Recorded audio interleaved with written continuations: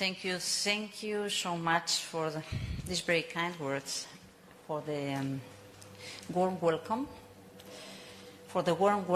that you also provide with such a crowded room. Allow me to say that I feel very honored to be here with you today, that I have a great long speech that I will try to summarize so to ensure that there is a conversation, and that I will try to be honest in my comments and answers. That doesn't mean having answers for everything, because I expect that you have some answers, and you keep your minds to think on the answers once we leave this room. I think that there are lots of things that we could comment around Europe today, and we have heard a few provocative comments that make me think that those could be very good approaches to enter into the conversation. I will try to refrain from opening it too much, but I will try to make the case why, if we want to be relevant, we need, not relevant, but if we want to feel comfortably, how to say, proud of what we do and our values and how we try to build the next phase of a bright future for the future Europeans, we need to stick to our values and principles, but also to be wise on how we update the tools, the reading and the relation, not only with the rest of the world, but also among ourselves. So yes, I'm in charge of a great portfolio. I feel quite privileged, quite honored, and I think that this means working a lot with great teams in the Commission, with great stakeholders that are willing to help and to enter into this discussion on how to solve the existing challenges or respond to existing challenges, also coming from the academia, so trying to provide good thoughts on how to face the right answers to these questions. This means that being here in the cradle of Renaissance should inspire even more, and that's something that is also a burden on your shoulders. But this means that we also need to try to get through this conversation some of the main questions that are part of your concerns of today. Because everything is happening at a high speed, because we thought that it was very important to build a social market-based economy that is open to the rest of the world, that is ready to respond to the climate challenges, to become climate-proof, to build opportunities around this transformation, that the rule of law is absolutely key in order to ensure peace and prosperity, not only in the Mediterranean, but of course in the Mediterranean, and that solidarity is key in order to find ways to build peace and justice. And what we are discovering is that the pillars are a little bit moving, and there may be many people, including people in Europe, having doubts on to what extent we are capable to stick to these purposes, to achieve these goals, to stick to these principles. So the main message is, please do not have doubts. Try to think how to respond, to update and to overcome the problems, but do not get paralyzed because the world changes or because things are not exactly the same way we thought not so far ago. So I decided to start to make by making some comments on my very last trips outside Europe. To share with you that I traveled to Beijing in late July and to Addis Ababa this very same week. In both cases, to have very relevant exchanges and discussions with high-level officials, but also with the civil society, to explore and to understand how China how the African leaders being gathered in Addis Abeba in the Climate African Summit did consider the green agenda, the climate agenda, the relation with Europe, the world in these turbulent times, when there may be others trying to challenge the order, the rules, the trades, the peace, the UN Charter, and so many things. Well, I think that it was so obvious that the response that I found there is that there is no doubt that we need to face that the climate is changing and that we need to update our reality to become climate-proof and to produce and consume differently. And that in this transformation that we need to go through, either if we want or if we do not want, but it is reality. It is much better to take a stock, think, and build opportunities trying to minimize the negative impacts of the transition times. So something that George has been fighting for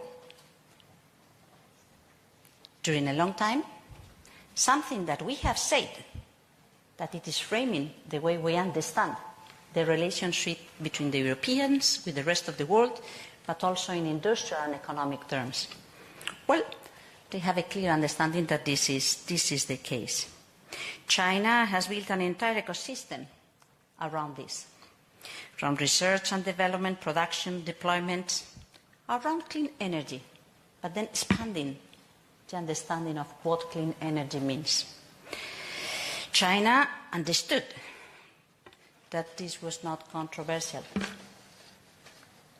that there may be many difficulties to come along with this intention, but in truth, they did not want to burn money by increasing their imports of fossil fuels coming from abroad, increasing their dependencies from third countries. They thought that it was better to start thinking on what it was going to be needed in the new economy. Then I traveled to Africa.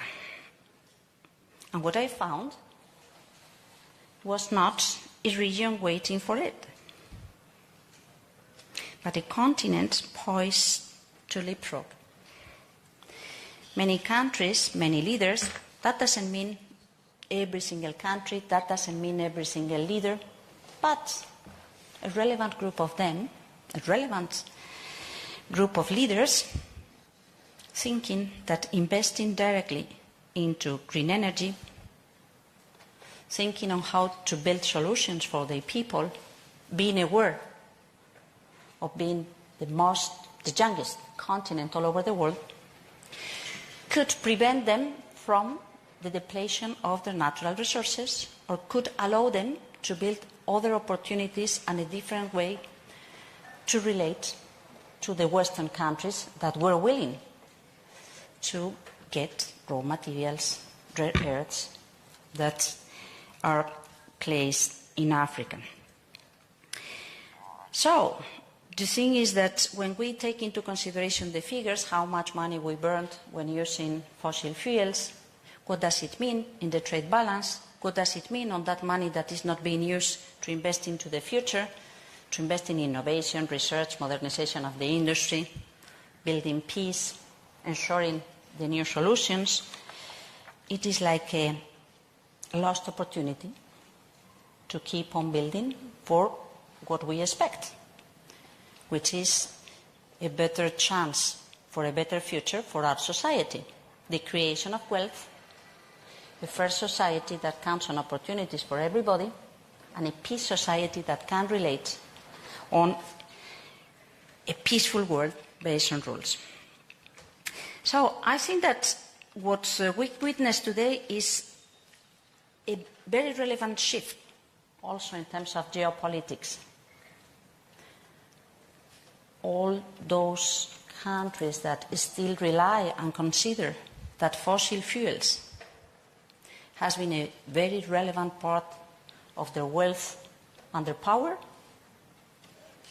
and some countries that understand that eventually, since this is going to change, they need to build the opportunity around the next phase, because, of course, everybody recognizes that energy is quite a key aspect in this transformation, in this capacity to create wealth. Where are we? Having doubts? Delaying action? Very honestly, I don't think that the business community, and the business community is quite diverse, thinks that climate change does not exist, or that we need to mainstream what it means in order to be successful and ensure long-lasting prosperity. So it is our responsibility to create the right conditions so that it goes smoothly but quick, and that it is happening in a fair manner. That is to comment on some of the very important discussions that we are taking, that are already taking place in Europe about competitiveness. If we take into consideration what President von der Leyen provided as her main proposal, as her main political guidelines to the Parliament when being proposed as President of the Commission, she said there are three things that we need to work on: security, competitiveness, and values. Of course, there are lots of potential readings on what this could mean. But I think that not because it is complex to combine them in the right way, we should give up. We enter into values and security, and we realize that, again, climate may mean part of the security challenges, that it may mean part of the understanding on why the supply chains worldwide may be tougher, more complicated, because we have not paid attention to what it could mean building an economy that is fully decarbonized, that it will be increasingly digitalized. This means that we need to have a different relationship with some of our traditional trade partners. This means that we feel under this big pressure with tools that may be adequate or tools that may require being updated. This means that the discussion and the strategies on what transnational relationships and transnational power may mean and may evolve is part of what we need to respond. Well, that was the conversation in the recent months, a conversation that takes place in a very turbulent moment. And that's part of what you also pay attention to. What it happens when there are big players in the global landscape that challenge the UN system, that turn back to aggression, or that weaponize economic tools, trade, and so on. What happens when we witness situations where we feel that we need to respond in a coherent manner, and we don't have the tools to ensure that we respond in a coherent manner in a united way.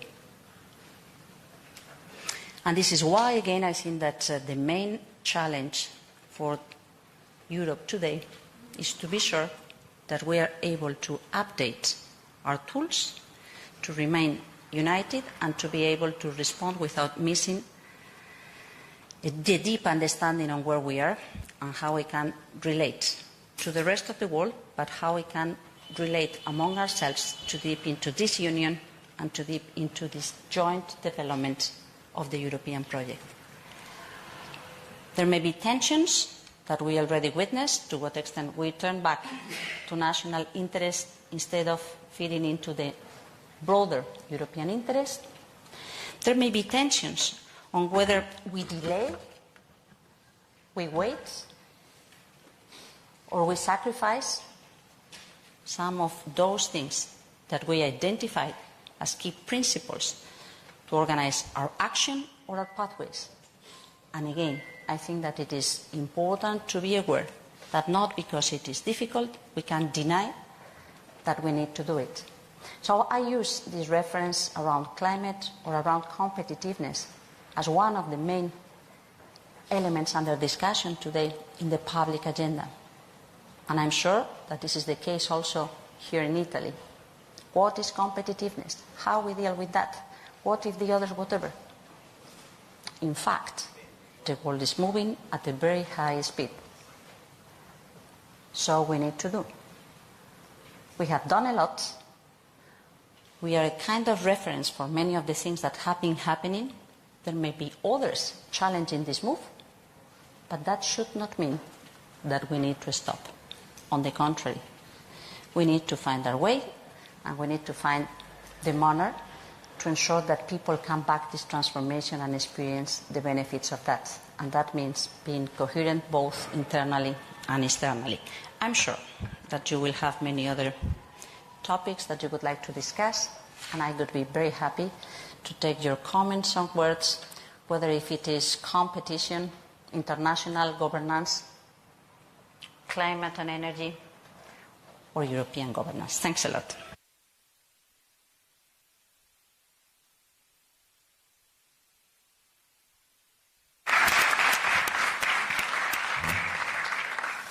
Thank you very much. And what I found striking in what you have been saying is that the competitiveness and the security dimensions are so important, but not in contradiction with the climate and energy requirements that we are currently having.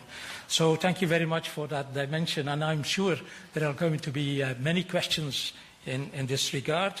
But let's start with the two students that we are having here in front of us. Andrei Covetario, who is a PLF, who is just arrived at the SDG, but has been following quite closely what is happening in Brussels. And I would like to invite Andrei to ask his question, and then immediately after Helena to come into the question, and then hearing a reply from Teresa in a combined manner. Andrei. Thank you very much, Professor. Executive Vice President, thank you very much for joining. It's a real pleasure, and thank you for everything that you do for the European project in this challenging times. I just want to pick up on one of the topics that you addressed this evening, and you have addressed it in last week at Sciences Po. We've heard about it in the State of the Union, and it was also referenced in Rimini a couple of weeks ago on geopolitics and how that is shaping our challenges and our opportunities equally, I would say. So just going across the board just a bit, we are looking at our closest ally that has been using the power of the dollar and the power of the tariffs to actually shape geopolitical dynamics also on the energy front, energy and climate front, or implicitly on the climate front. We are seeing Russia that obviously is weakened, but still keeping in check maybe some European member states when it comes to energy and energy dependency. We are seeing Middle East countries and OPEC still, dealing cards when it comes to fossil fuels and crude. And we are seeing, as you mentioned, China looking into this next phase of critical raw materials, clean industrial goods that are needed also for us, at least in the short run. And you are absolutely right saying that we have our own advantages, the rule of law, of course, the predictable regulatory framework, the single market that is still not complete but still holds a significant opportunity for everyone that wants to do business with us. But at times it seems that maybe that is not enough on the geopolitical, let's say, engagement spectrum. And to that end, my question would be whether or not Europe's approach going forward and to achieve its 2050 targets would have to consider or to factor in a maybe multipolar, multi-ordered, let's say, geopolitical framework. And if so, would that help our competitiveness or endanger our competitiveness? Will that strengthen our energy security or weaken it? And how is that going to help us reach the climate goals that we have been spearheading for a number of years? Thank you. Thank you, Andrei. Taking out the geopolitical dimension, we have a second question, prepared by Helena Holmes. And Helena just finished her master's and entered into a PhD program here at the EUI. So Helena, your question. Yeah, perfect. Thank you very much, Vice President. I will try to expand a little bit the portfolio that you would like to comment on, just because I feel like currently we've been on the public agenda always talked about security, geopolitics, security also involving climate, competitiveness, strategic alliances, new trade partners. And I feel like what's missing in all of that, and that's also going not only to your address to us today, but also to the State of the Union and other speeches in the Drago report and all what's currently going on, is basically the foundation for all of that, and that would be, for me, nature more broadly, and not only climate and not only energy. And, I mean, it seems like currently we believe that nature can just tag along, and with the current projects we've already set up and the current laws that are in place in the EU, we're on the right path. But if we look at the GRC report, the latest, we're not on path. We actually don't even have data to assess whether we are on path. And so, given that also Draghi talks about this good common debt, I'm wondering why are we not investing in something that is most obviously a really good common debt, namely nature, and really the one resource that can give all of the other resources that we build geopolitics upon and that we build security upon. So basically, to summarize it, my question would be, how would the current presidency envision that environmental protection more broadly, and I'm not only talking about climate, will remain a political priority, especially when we see that it's kind of competing a lot with security agendas and also actually political backlash in many member states? And how concretely will this also be realized with, like, which budget in very concrete terms?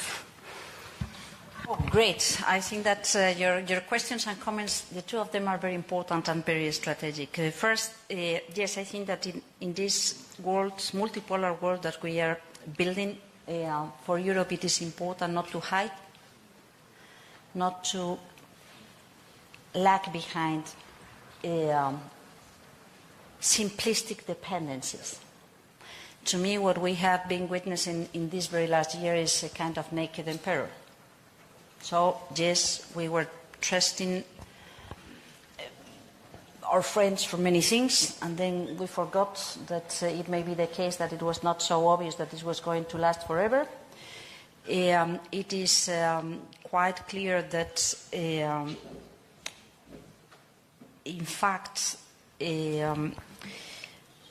we find ourselves in a situation where we need to look around and to build other partnerships.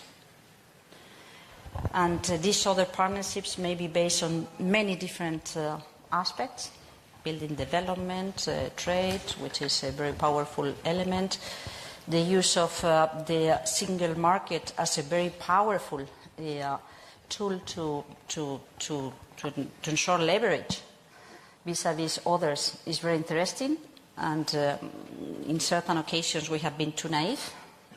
In certain occasions too naive because we were not able to ensure an appropriate level playing field vis-à-vis others being interested to enter into the single market, because we did not manage to get an increasingly union on many aspects that could prevent the still existing barriers in the internal market that keep these 27 different visions on certain aspects of the well-functioning market, because we thought that everybody was going to be behind according to the rule of law, etc., etc. So yes, I think that the good thing is that there are many people out there that have managed to do lots of great things, which is good. It is not anymore a kind of Western club that managed to do things and the rest are looking to us. But this means that we need to relate with the others in a different manner, and that we need to walk the talk, as you were saying, and not just preaching that does not reinforce any type of credibility. You have also commented on different concrete aspects, what it means in terms of energy dependency, and what it means changing one dependency by a different dependency, but at the end, another dependency. And this is an additional argument why we need to look into our domestic agenda to find ways to solve, to a large extent, not everything, but to a large extent, our own problems. This was the main message that Letta and Draghi reminded us a year ago. We have done some things, but still we need to keep on doing. And then allow me to comment back on the question being raised by Elena, because it's truth. We cannot take for granted that the very delicate balance of the different natural systems are going to be able to accept, recover, or survive whatever. So it's truth that we need to be wise when using resources. It's truth that we need to preserve. It's truth that we need to restore. It's true that we need to avoid this very dangerous proximity to the limits, to the thresholds of the planetary boundaries. And that's part of what it tries to be reflected in the green policies, in the traditional biodiversity policies, or in the new developments around the sea and the ocean protection against pollution policies. And for the time being, there is a kind of priority being given to the climate agenda, which is probably the most compelling pressure that we are experiencing, and the connection back to competitiveness. So it comes back to competitiveness, it comes back on how we can build different industrial and business opportunities, it comes back on how we can create wealth, because at the end, if you ask me, the creation of wealth is also, in the broader sense, a question of security. I don't see the European society and the European democracy surviving through poverty or the lack of rights. I mean, we have been growing up with the sense of having the opportunities to count on a high-quality lifestyle. That doesn't mean high levels of consumption necessary, but yes, high-quality life. But there are limits. We cannot cheat ourselves in terms of what the ecosystems can provide. So it is not wise to forget about those limits. I think that these are the aspects and the systemic understanding of how they can be combined together and where are the limits that still need to be much more mainstream in the way we develop and adopt around policies. And there may be some concrete examples, and anyone being in a city board knows what it means, urban planning, and what it means in terms of consumption of resources, and what it means when related to the ecosystems in proximity and the air quality and so on. But I think that you have a point when saying, I don't hear about the depletion of ecosystems and natural systems. And just to come back to a very concrete example, I had to handle two very difficult situations back in Spain, and they are not the only ones, dealing with natural restoration of spaces, ecosystems that were absolutely devastated in one case because of the pressures coming of the use of water, the use of pesticides, the depletion of nature, the impossibility to keep on getting money from tourism, and the impossibility to restore or to count on farming products if they could keep, or if they were to keep on doing this manner. So how you restore this space that has been going through mining, tourism, edification, farming with an abuse of pesticides is not simple. So I think that, yes, we need to recover a much more balanced manner on how we solve these aspects, and this means also introducing these issues in the governance schools. So it's not just economics and law that counts, but some biological approach on how things work may help. Thank you. I'm opening the floor now for questions, and I see the hands being raised. I have 1, 2, 3, 4, 5, and I would invite you to introduce yourselves and to be precise and relatively short in the formulation of your question. So the microphone can be handed over to you. Yeah, you have that. Okay. Hi, yeah, my name is Helena Marshall. I'm a new master's student, so I've been here for all of 10 days. And I have a bit of a general question and then a specific one on the 2040 climate target, but I think I'll manage to ask them together. So on a more general front, looking back, we had this so-called green wave in the 2019 parliamentary elections, and we seemed to kind of enter a period where climate policy making went ahead at an unprecedented rate. There's these studies showing that between 2019 and 2020, between the two European elections, Europe's climate warming path reduced by 1 degree, which is a lot, which is really substantial. And things seem to kind of now have turned around with a lot more backlash, with rollback in some areas, looking at the combustion engine phase out, but also other places.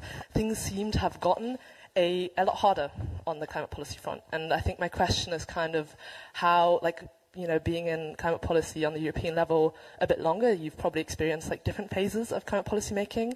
How do you read this current moment? Why did it get so hard?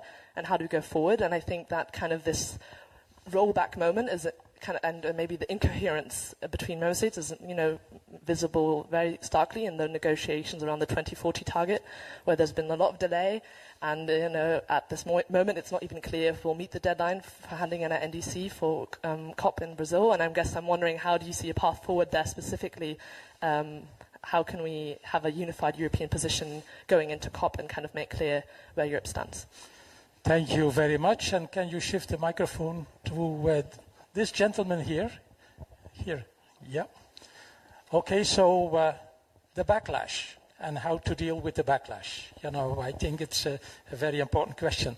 Please introduce yourself. Thank you. Buenas tardes, Vicepresidenta Ribera. My name is Marcos. I'm a master's student here at STG.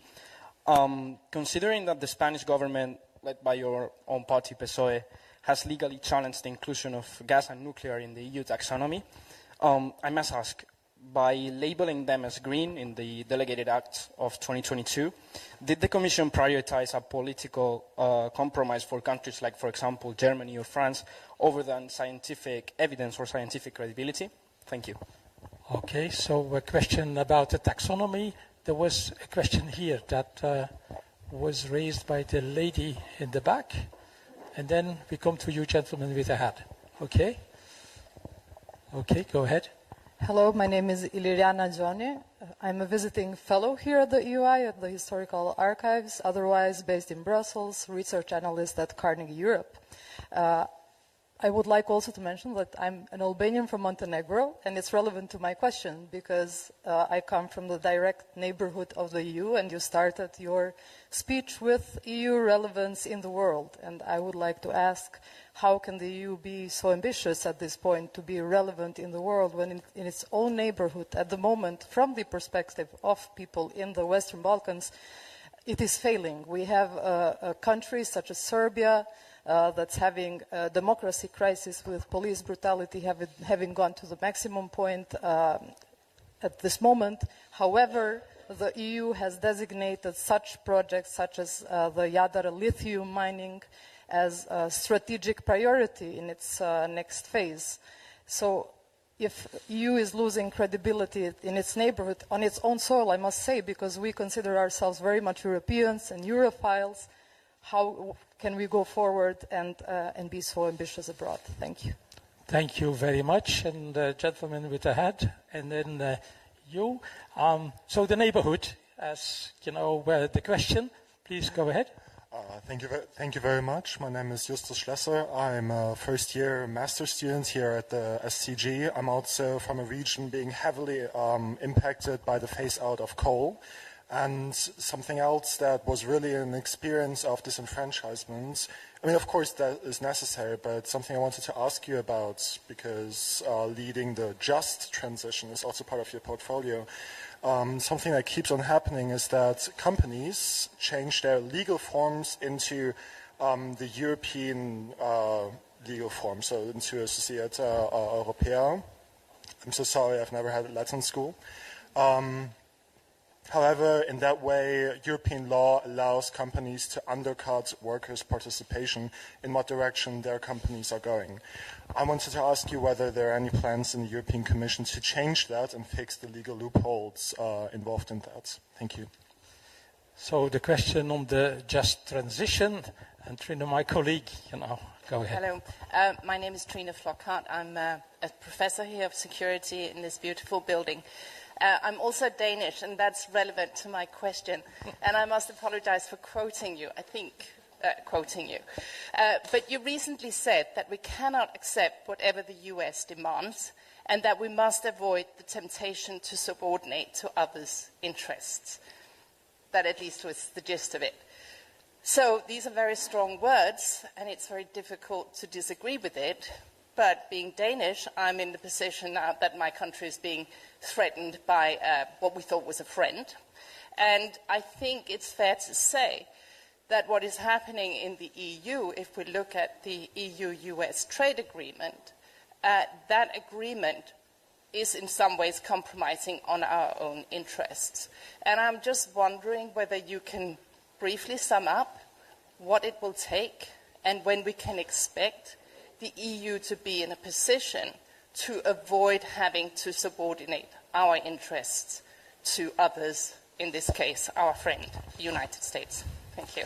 Thank you, Trina. So the question on the summer of humiliation, as some would say it. These are not your words, Teresa. Okay, a variety of questions. Over to you. So relevance, humiliation, security, but the thing is that I'm happy that I warned you. I could not solve every single thing, but I was happy to share my views on all those things that you have raised, which are very important, all of them, and I think that I'm happy because the things that you have raised, and I guess that this will be the same case later on, are very much the very critical issues and questions that we should be wondering and to respond collectively. So it is important to have the opportunity to discuss in a very open manner what each of the topics and the related aspects to anything that we may finally decide around these questions. I start with the 2040 and the nationally determined contribution to the United Nations. So what is Europe going to do 10 years after the Paris Agreement was adopted, when we are expected to come up with a proposal to update our commitments, so to keep on decarbonizing our economy, reaching the net zero emissions by 2050, and ensuring that by 2040 we can count on a target that is meaningful in terms of what all economic scenarios and pathways show. If we need to invest more or less the same whether we delay or anticipate, it is much better to have the most, beneficial trend, pathway, to ensure that we can build on the opportunities and we just not cope with the additional cost at the end. And that also has very relevant paybacks in terms of credibility, consistency, signals for investors, so development of confidence. And yes, I agree with that. We need the two things, how we update our commitment to reduce emissions by 2035, how we can ensure that we can come up with this 90% reductions target, that is the target that was recommended by the different scholars that have been helping us on how to find the best way, the most effective, fair and economically sound manner to achieve the full decarbonization. It has been complicated because, as you say, what we sense in the public debate, in the elections, in the different political forces and balance at the national level, have been showing some reluctance. I try to be fair on how I express myself. Some reluctance. My point on this is that it is so important not to cheat ourselves, that the question should not be reluctancy, but to invest and to find ways to be very smart on how we design the combination of policies, measures that not only ensure the reduction of emissions, but that the transformation of the economy takes place in a socially fair manner, that we pay attention to workers, consumers, and regions that may be particularly affected when compared to other citizens, sectors, workers, consumers, or regions. So the primary thing is how we avoid missing, mistaking, or changing the framing. And I can confirm that there could be many people attempting to change the framing of the discussion. So what it matters in politically, institutionally, and officially terms is that we, the Commission, came up with a proposal. It's not the proposal that, if you ask around, everybody would have supported, considering that it is too much or it is too little. But you have a reasonably sound proposal that it's consistent with the international system, it is consistent with what we think we can achieve, it is consistent with the methodology, not backtracking, not lowering the effort, because that could be a horrible signal for investors. That could be a horrible signal for those that are trying to get the breakthroughs in technological terms or in terms of the industrial parameters. Now we need to ensure that it is supported by the Council, it is supported by the Parliament, and that we can contribute with our efforts to the UN discussion.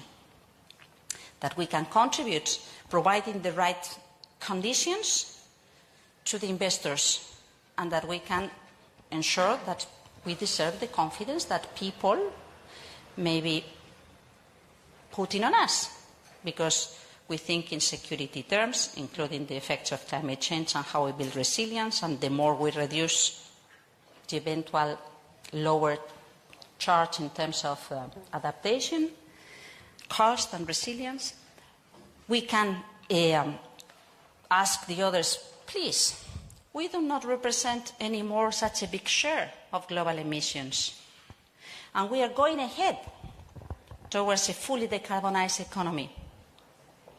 But you represent quite a lot in today's global emissions. You may come up with an effort that could allow the whole world to be much more secure. We are in the middle of that discussion.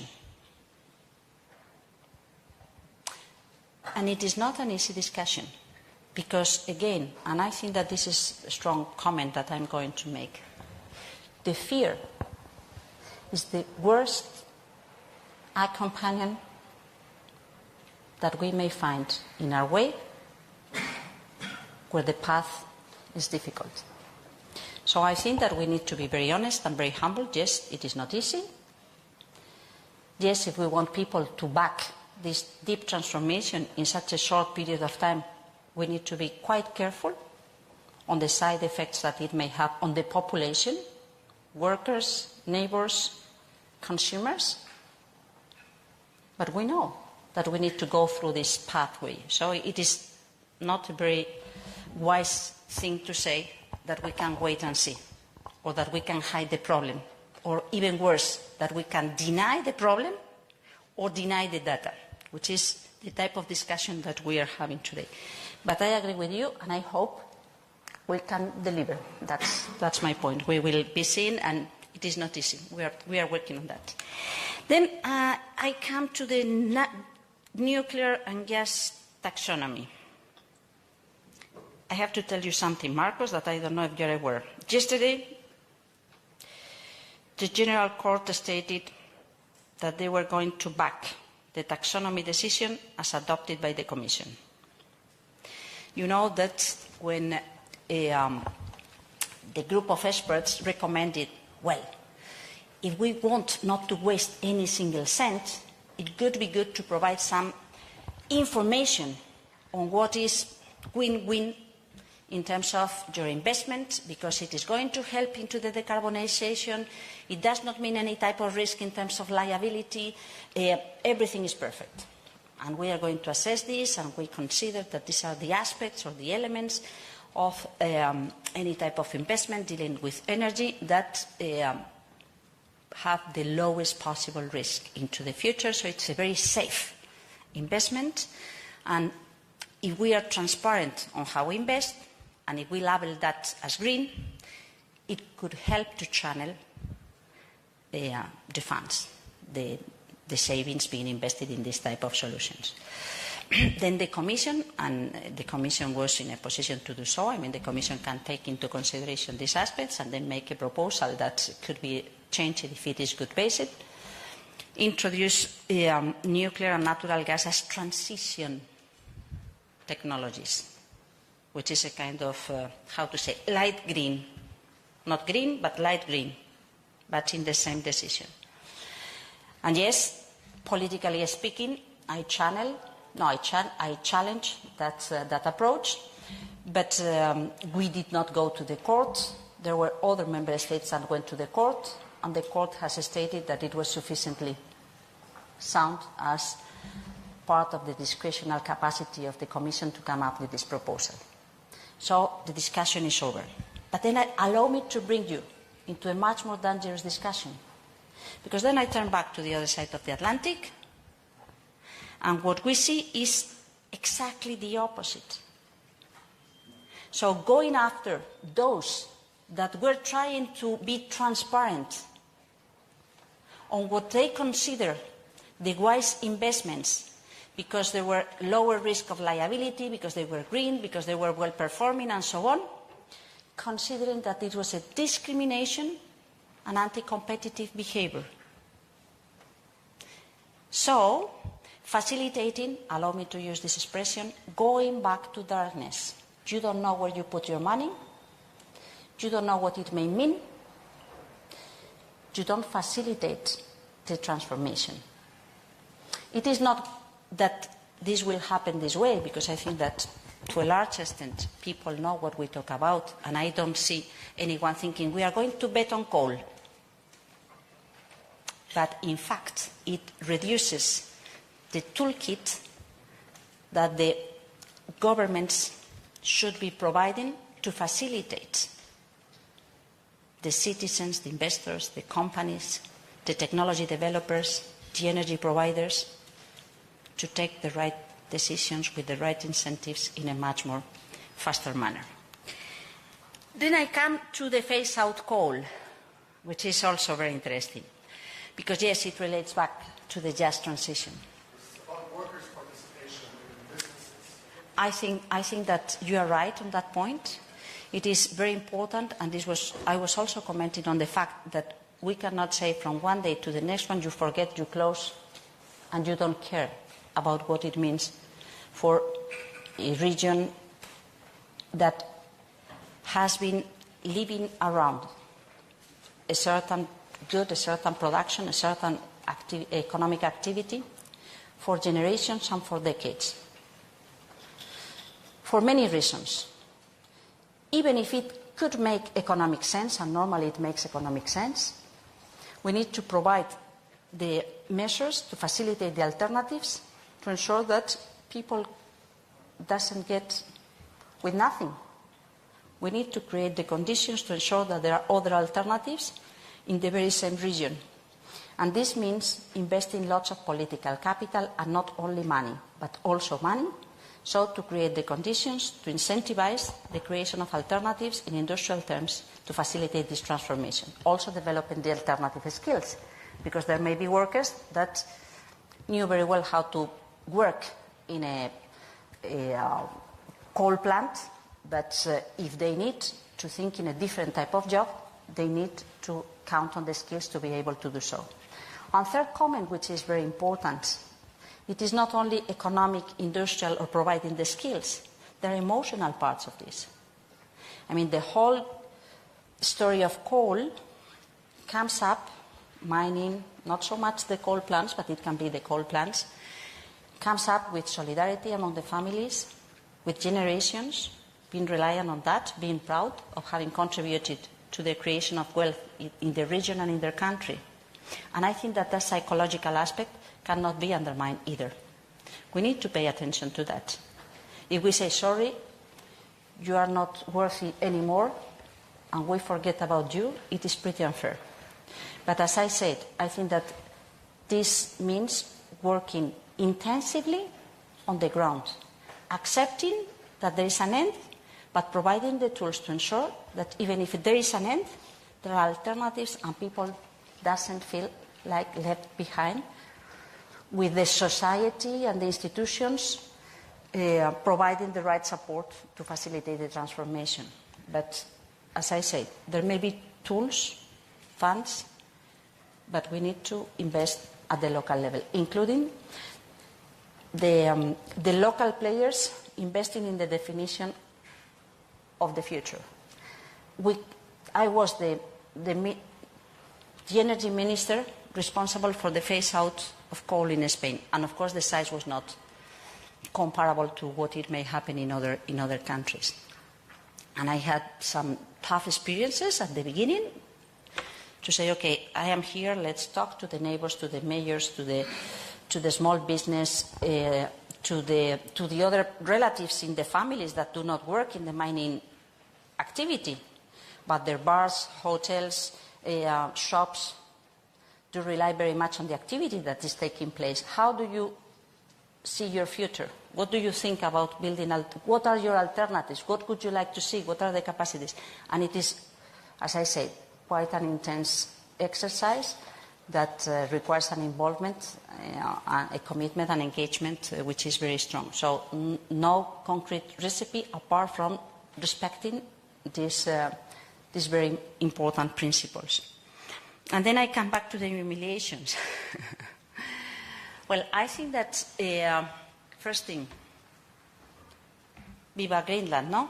And Denmark. I think that it is quite obvious that for any European, what we heard about the expectations being expressed in such a bold manner about Greenland is a scandal. I mean, it is not acceptable. And of course, being someone living in Greenland is even worse.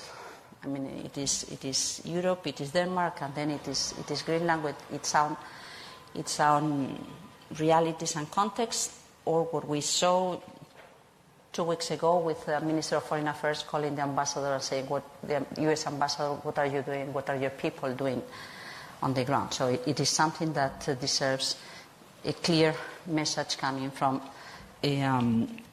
not only a member state, but most probably a clear message coming from the European Union.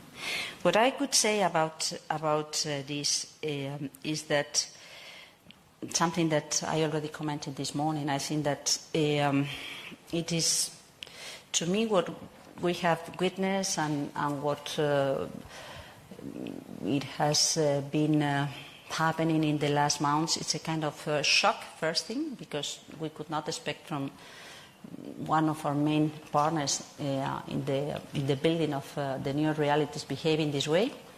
There was a strong message coming from the member states saying, let's avoid escalating, but let's stay firm. And this is something not easy to be combined, not to escalate and stay firm. The outcome in this political declaration with different aspects, some of them could be easier and some of them could be more difficult, but it is combined at the very same time with this strong message and commitment to demand respect in terms of taking our own decisions in regulation standards and respect on the territorial integrity and on the way we define our own regulation, and not to be said what we are supposed to do on our own regulation when we define, adopt and apply a regulation, of course, to defend our interests in a sovereign and democratic manner. Thank you, Teresa. I think time is moving fast, so We come back to the neighborhood question. Perhaps that, may deserve a reply. Sorry for the neighborhood question. You're right. Apologies. Sorry? We do not want to be an afterthought. Yes. No, sorry. No, I think that, yes, you are right, and I think that it is quite obvious that, first, I think it is good. I try to say, allow me to use your question to share with you this thought. We have heard so much about the American dream, when in fact it is the European dream that counts for most people all over the world. And yes, I think that being aware that Europe geographically is larger than what the European Union represents today, so defending democracy and values, working for the enlargement of the European Union and trying to develop a much more clear, transparent, sound, and based on the day-to-day approaches in the enlargement areas is absolutely key. And you know that my fellow colleague Marta Kos has been deeply involved, that we have been trying to be quite present in the different countries that are in the Balkans area to avoid the type of dangers, I could say, in the way there may be fake news trying to manipulate the public opinion, so putting at risk the way democracy works, or using tools that are at least to be discussed. So that's what I can say. You were commenting on this mining project. In fact, I cannot say much. What I can say is that if it is considered strategic and if it is going to count on European funding, it needs to comply with all the elements in terms of respect of the standards, social and environmental standards, but also in terms of ensuring participation in the final decisions. But I don't know much about the concrete proposal. I apologize. Thank you, Teresa. We are running in the last part of the discussion, so please have precise, short questions for a few precise, and short replies. Otherwise, we run wildly out of time. So we start here and there and here and there and there. Okay, so we have 5 questions, short and precise, please. Yes, very short and precise. Thank you very much for being here today. I'm a PhD researcher in competition law, so I feel like I'm obligated to also have you comment on this part of your portfolio. You were talking about doubts, and actually many people do have doubts about this Commission's capacity to uphold the values, to uphold the rule of law, to enforce the law, our competition law, our digital regulation law. I mean, last week it was reported that you were actually prevented from having a press conference on your own decision in the Google Ad Stack case. So my very precise and short question is, what are you willing and capable of showing to these people that you are committed to enforcing the laws as we have them and not bow to any US or other pressure elsewhere? Thank you. Thank you. So the Google question, and who else was asking? Oh, sorry, the lady in the back. Yeah, sorry. Yeah. Hello, my name is Ella. I'm a first-year master's student here. I wanted to ask about your speech last week at the Sciences Po. Your speech last week, specifically about your condemnation about the genocide in Palestine. You were the first person in the European Commission to be able to say the word genocide. I'd like to speak about yesterday's union address by von der Leyen and the salience of the promises that she's made, to hear specifically what your thoughts are about what she has mentioned, as well as the proposals that the European Commission is looking to state forward, and whether you think those will be salient proposals. Thank you very much. Thank you. So we have the Gaza question.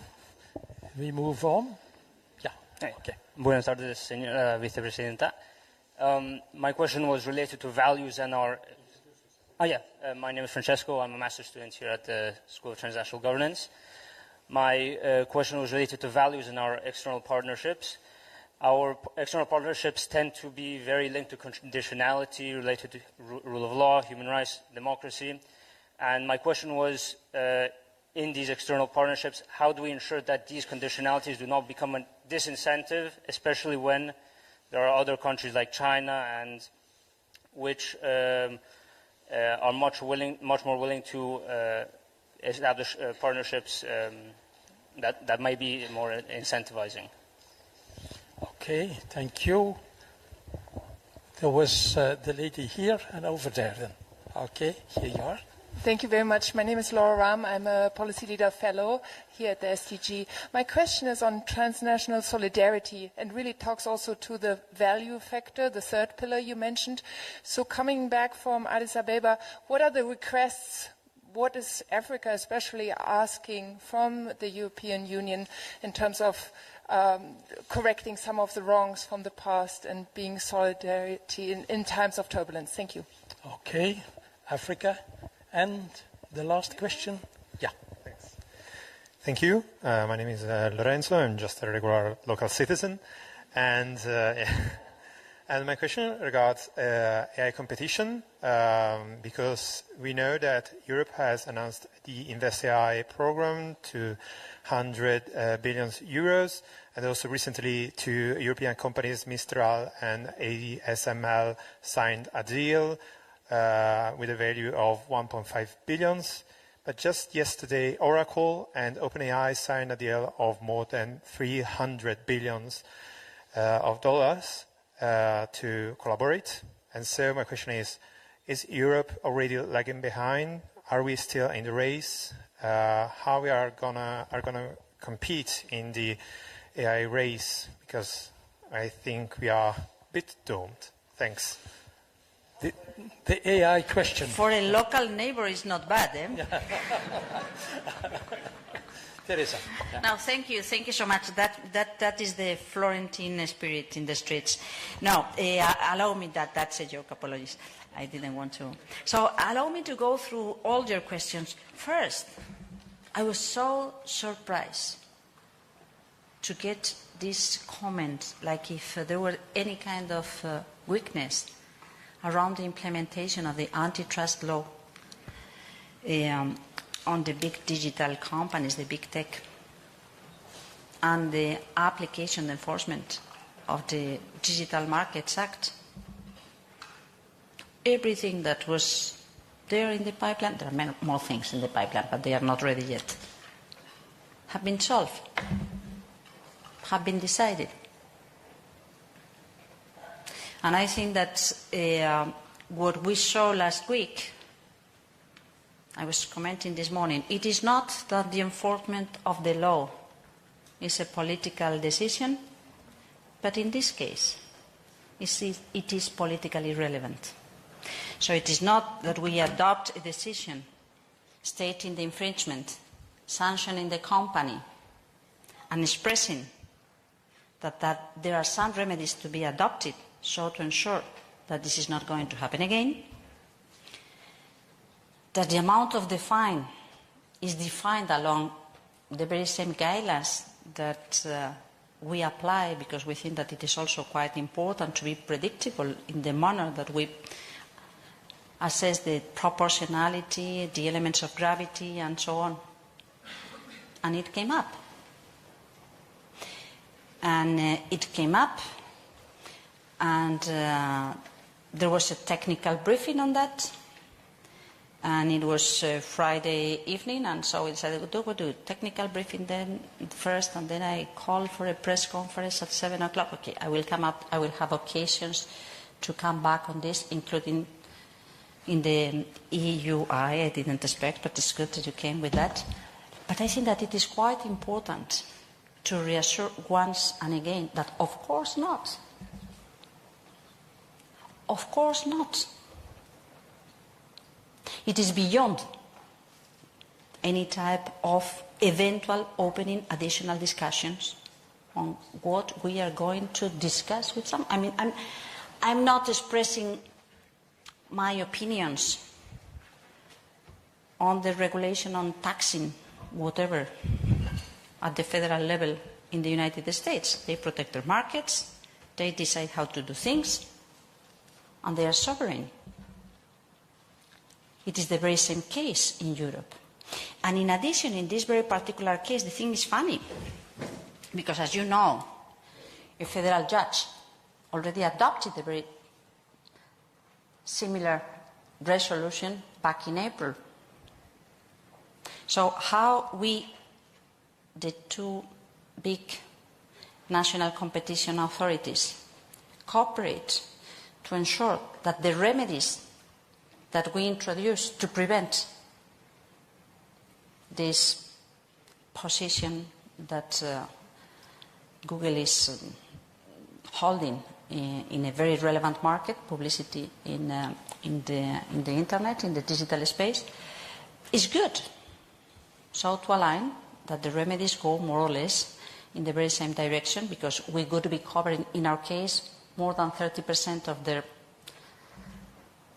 business, and in their case, around 20-something% of their business, global business. But no, I can confirm you two things. First, we are not going to give up. On the contrary, we are bound by the law, and we are going to preserve the two things, our role as enforcers, but our role as deciders, so as regulators. And second, yes, I was taken a little bit by surprise. We very honestly decided, I'm very happy that people want me to explain what I do, but we were deciding that, in fact, since there was not much time left in the afternoon, evening, it was better to have, and it was a very complex case, it was better to have this technical briefing, and it was a little bit too late to come to call for a press conference, but well, we decided I'm going to send my message through the net, and I'm happy to. But if it helps, I would like to reassure you that this is the case.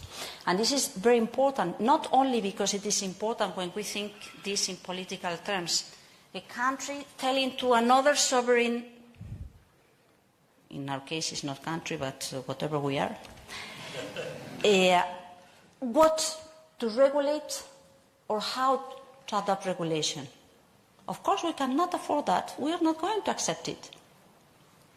But the second part, which is very important too, is that, well, we are in a time where the digital economy is one of the most relevant pieces of the creation of wealth, markets and profits, but also a very relevant way to enter into practices and behaviors that would go against a well-functioning market where any new incomer could be challenging the traditional incumbent. So, of course, the competition policy is particularly important when dealing with the big tech. And we have the traditional antitrust policy measures, the mergers assessment, but we also count on the DMA and the DSA, so to ensure that it works. So that's what I can say to give you some comfort and not to be too worried about this. Then I go quickly into Gaza. Well, I think that this has been one of the most terrible and heartbreaking things that we have been witnessing. We have collectively been witnessing in the last years. Because I'm sure that not only in this room but everywhere we can all support the idea to condemn terrorism, to condemn what had happened that 7th of October and all the suffering that it meant for many, mainly young people, but not only, to ask for the release of the hostages. And I'm sure that there is no doubt, nobody getting aside these condemns.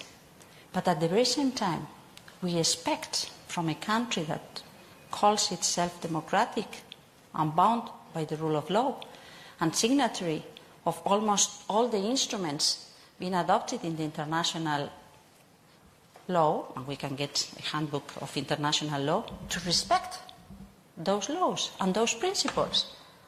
And that's not what we are seeing. On the contrary.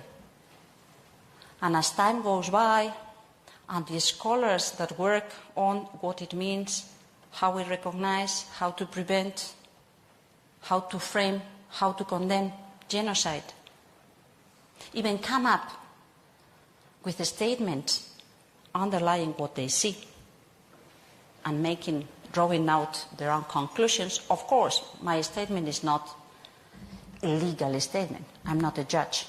I'm not part of the International Criminal Justice Court. But I think that we cannot stay silent. We cannot stay without doing what we need to do to stop and to recover, even socially and politically, how these peoples are going to live the next day. Even for our own public opinion, Europeans, how we can say that we respect human rights, that we preach the defense of the international law, and we are not able to come up. So yes, it's been frustrating to see how difficult it is to come up with united positions on what are the type of measures that the European Union should adopt to stop this, to be relevant, to stop these horrible things and to come up. That doesn't mean that we haven't done nothing. We have been supporting the Palestinian Authority and we have been sending humanitarian aid. I mean, there are things that have been done, but it is not enough. So yes, I appreciate very much the engagement of Ursula von der Leyen being expressed yesterday in the European Parliament, and we will come up with these measures being adopted by the Commission. In some cases, the full implementation will demand an involvement of the Council, but I think that it is very important that she engage publicly to come up with this set of proposals. Then I go to partnerships and trade. Where are you? I don't. Here you are. Well, I think that the issue of conditionalities. Yes, I think, and allow me to combine this with the demands in Addis Ababa and the expectations from Africa. Well, I think that conditionalities is also a way to facilitate standards, high standards, social standards, human rights. So the development of these new approaches, a much more holistic approach, still needs to land. So it is not something that it is fully written and described, and we need to land it right. But I think it is important. I think it is a good approach to enter into this if it is sound and proportionate. I mean, if it becomes much more difficult, it will not work.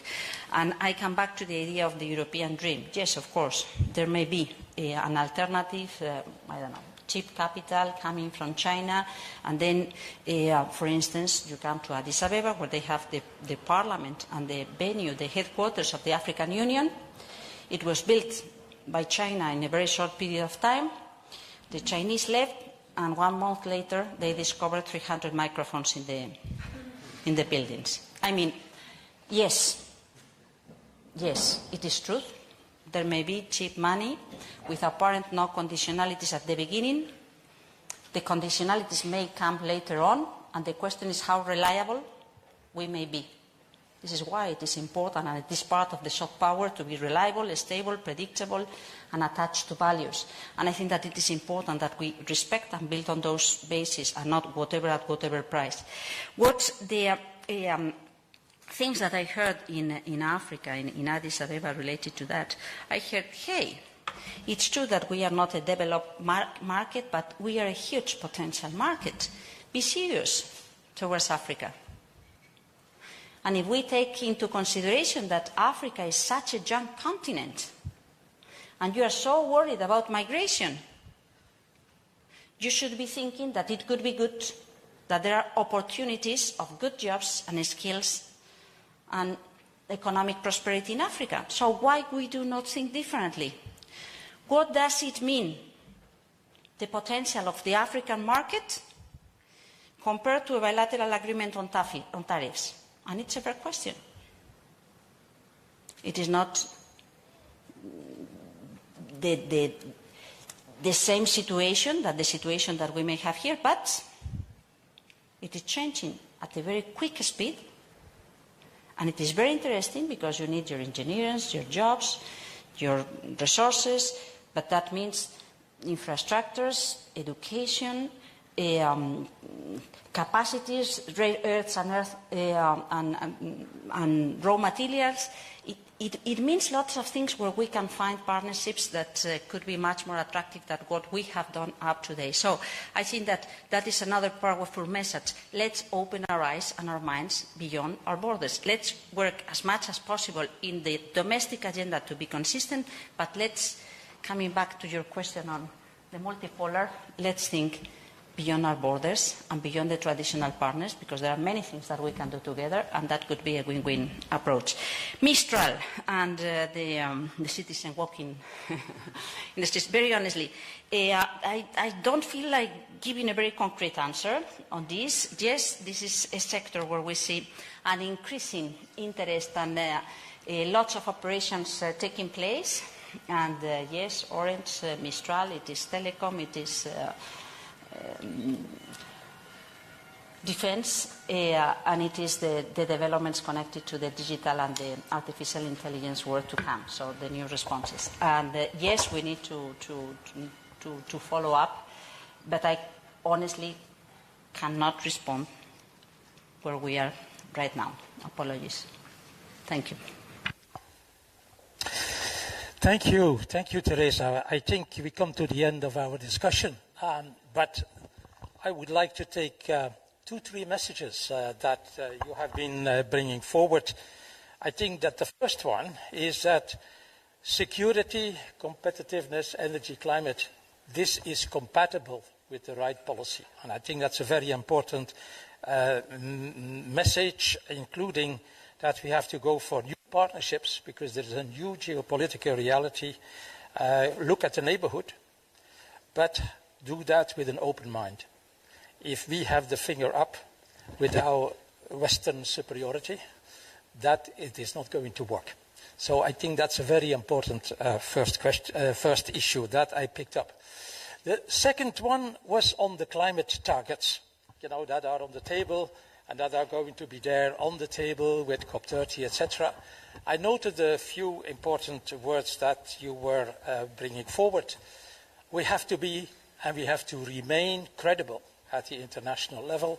We have also to be consistent with the policies that we have been setting out. But we have to have an eye to the transition. And that is where the transition fuels came up. We are in a transition, and that means we are not in a black and white. We have to move step by step from point A to point B. And also your insistence that we are talking much more than just targets. We talk about skills, we talk about investments, we talk about infrastructure, we talk about solidarity. So let's not be too focused on targets, but on the surrounding policies that the targets are requiring. So that would be my second takeaway. And then the third takeaway is that you were giving us a very strong defense of human values and a very strong defense of the rule of law.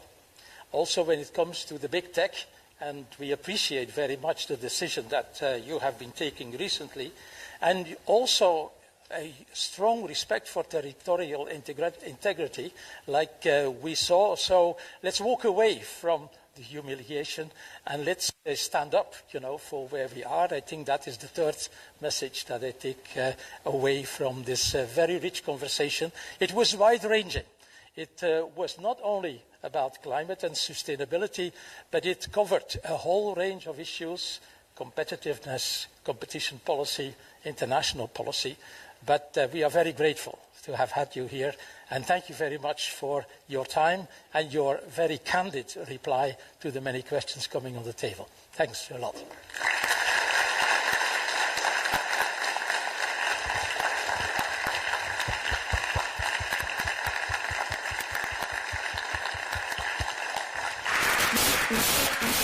Leave some homework in this room, because I trust that you are pro-Europeans, you are Europeans or pro-Europeans or whatever you want to say in terms of values.